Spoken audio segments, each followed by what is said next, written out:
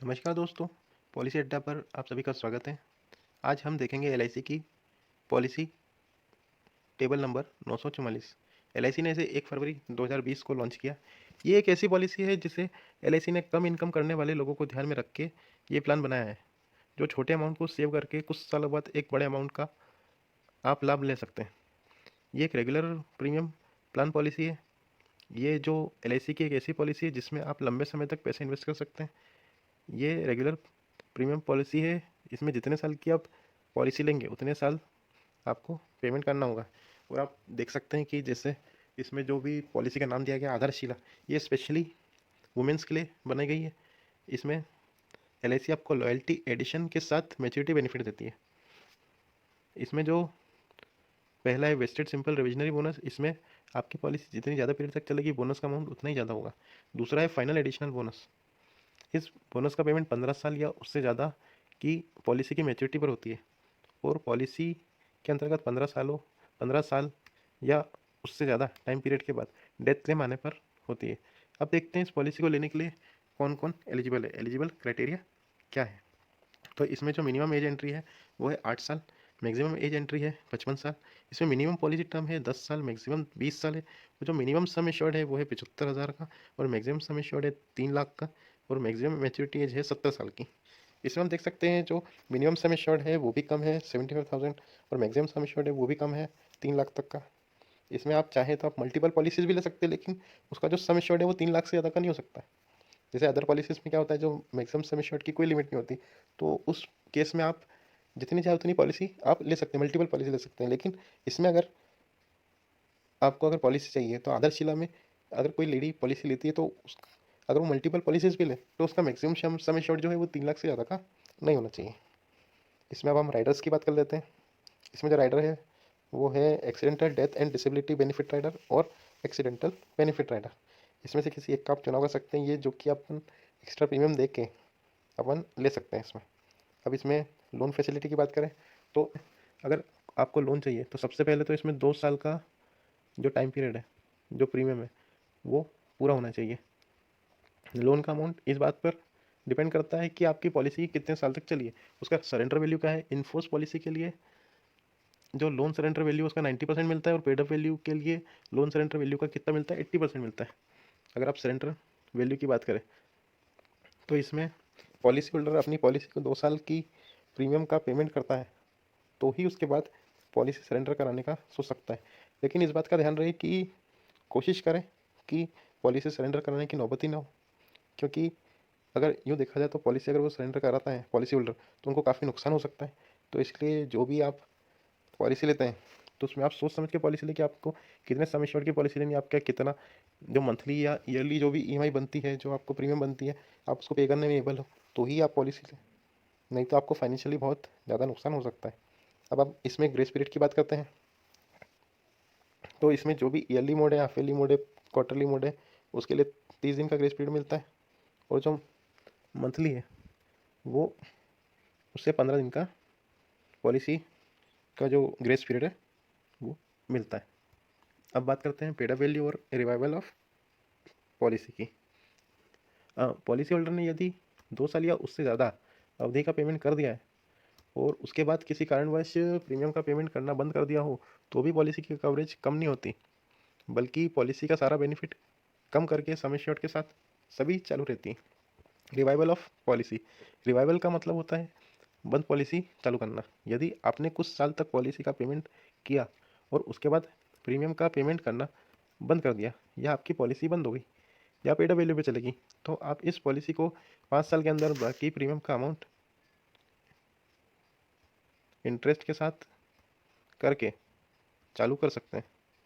ये 5 साल का रिवाइवल पीरियड इस पॉलिसी के अंतर्गत एक बहुत अच्छा चेंज है, बहुत अच्छा। Settlement option for maturity and death benefit की अपन अब बात करते हैं। इसमें इस पॉलिसी के अंदर मेच्योरिटी और डेथ बेनिफिट लेने के लिए 2 ऑप्शन अवेलेबल है। पहला है लमसम पेमेंट, जिसमें मेच्योरिटी या डेथ बेनिफिट का पेमेंट एक बार में ही हो जाता है, लेकिन एलआईसी एक साथ पूरा पैसा पे कर देती है। यदि मैच्योरिटी है तो पेमेंट पॉलिसी होल्डर को होता है, यदि डेथ बेनिफिट है तो इसका भुगतान नॉमिनी को होता है। दूसरा ऑप्शन है इंस्टॉलमेंट का। इसके अंतर्गत बीमा धारक चाहे तो मैच्योरिटी या डेथ बेनिफिट के पेमेंट को 5, 10 या 15 साल तक मंथली, क्वार्टरली, हाफ ईयरली या ईयरली इंस्टॉलमेंट के रूप में ले सकते हैं। वो चाहे तो पूरा अमाउंट को इंस्टॉलमेंट में ले सकते हैं, या चाहे तो कुछ हिस्सा लमसम में और कुछ हिस्सा इंस्टॉलमेंट में ले सकते हैं। इसका चुनाव पॉलिसी होल्डर कर सकते हैं, लेकिन अगर पॉलिसी होल्डर माइनर है तो उसकी उम्र 18 से कम है। यदि यदि कम है तो 18 पूरी होने के बाद ही वो इसका चुनाव कर सकते हैं, इस चीज़ के लिए चेंजेस कर सकते हैं। इस बात का ध्यान रखें कि ऑप्शन का चुनाव पॉलिसी होल्डर जब तक जीवित है, जब तक वही कर सकते हैं, और वो जब चाहे इसमें बदलाव कर सकते हैं। लेकिन पॉलिसी होल्डर के बाद नॉमिनी को इस ऑप्शन में किसी भी तरह का कोई चेंज करने का अधिकार नहीं है। अब बात करते हैं इनकम टैक्स बेनिफिट की। अब इस पॉलिसी के अंदर जो प्रीमियम का पेमेंट होता है वो इनकम टैक्स सेक्शन 80C के अंतर्गत एग्जेम्प्टेड है, या जो मैच्योरिटी या डेथ बेनिफिट के रूप में जो अमाउंट होता है वो इनकम टैक्स के सेक्शन 10D के अंतर्गत कम्प्लीटली टैक्स फ्री होता है। अब हम इस चीज़ को एग्जाम्पल के साथ समझते हैं कि अगर मिस राधा ने अगर इस पॉलिसी को लिया है, जिनकी एज है 25 साल, उन्होंने अगर सम एश्योर्ड लिया है 75,000 का और पॉलिसी पीरियड लिया है 20 साल का, तो आप अब इसमें देख सकते हैं जो उनको पहले साल की जो प्रीमियम है वो 4.5% टैक्स के साथ जो इनका ईयरली पेमेंट प्रीमियम बनता है वो है 2818 रुपये, हाफ ईयरली 1424, क्वार्टरली 719 और मंथली 239।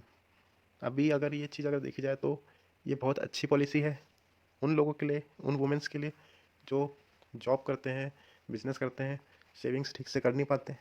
तो अगर वो इस तरह का प्लान अगर वो लेते हैं तो उनको कहीं ना कहीं कुछ ना कुछ एक अच्छा बेनिफिट मिलेगा। अब इसमें अगर दूसरे साल की बात करें, दूसरे साल से जो इनको प्रीमियम पे करना होगा वो 2.5% टैक्स के साथ पे करना होगा, जिसमें एक नॉमिनल हल्का हल्का चेंजेस आ जाएगा सभी पॉलिसीज़ में। पॉलिसी प्रीमियम के अंदर ईयरली हो जाएगा 2758, हाफ ईयरली हो जाएगा 1394 और क्वार्टरली 703 और मंथली 234। अब इसमें मेच्योरिटी की बात करें तो मिस राधा ने जो 20 साल की पॉलिसी ली है, उनकी पॉलिसी मैच्योर हो जाती है तो उनको क्या क्या बेनिफिट मिलेंगे। सबसे पहले तो उनको मिलेगा सम एश्योर्ड का 75,000 लमसम अमाउंट 24,375, तो ऐसे उनको टोटल अप्रॉक्सीमेट मिलेगा 99,375। अगर आप देख सकते हैं कि उन्होंने लगभग 250 रुपीज़ पर मंथ उनने पर मंथ पे किया 20 साल तक, जो कि बहुत नॉमिनल है। अगर दिन के हिसाब से देखा जाए तो 7 रुपये, तो ये बहुत अच्छा प्लान है लेने के हिसाब से अगर देखा जाए तो।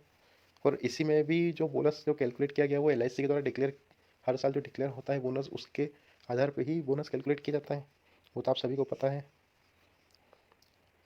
तो इसमें जो बेनिफिट्स हैं, डेथ बेनिफिट है जो कि नॉमिनी के। अब हम इसकी बात कर लेते हैं। If policy holder death after 2 years, अगर पॉलिसी होल्डर की जो डेथ है वो 2 साल बाद हो जाती है तो premium paid by nominee will receive sum assured, तो नॉमिनी को सम एश्योर्ड का 75,000 मिलेगा और फाइनल एडिशनल बोनस भी मिलेगा।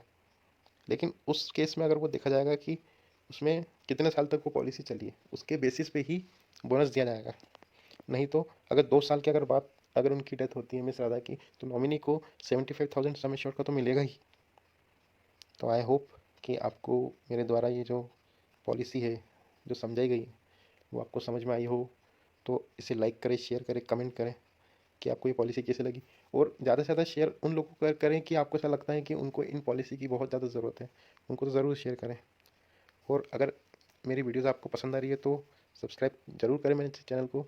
मैं इसमें जो भी पॉलिसी रिलेटेड जितने भी टॉपिक्स है वो पूरा कवर करने की कोशिश करूँगा। तो इसी तरह मेरे चैनल पे बने रहिए और पॉलिसी का लाभ उठाते रहिए। धन्यवाद।